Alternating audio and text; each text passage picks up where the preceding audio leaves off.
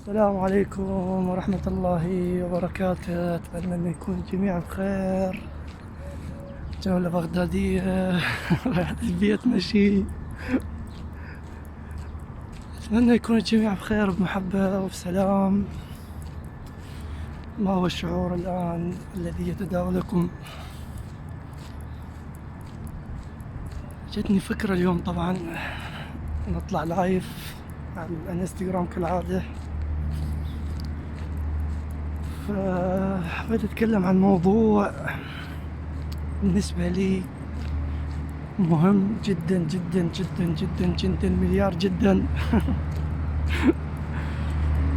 انه كيف نعيش رغم كل الظروف، كل المعاناة وكل الضغوطات، الحياة اللي سواء خارجية او الداخلية، داخل بيتك او خارج، كيف تعيش بسلام بهدوء وما تتأثر برأي الآخرين. السلبية قصدي، الإيجابية تقبلها بكل رحبة صدر. فانتظرونا إن شاء الله وما أطيل عليكم. أتمنىكم نهار جميل مع الطر بأجمل العطور، مع الطريق محمد وآل محمد.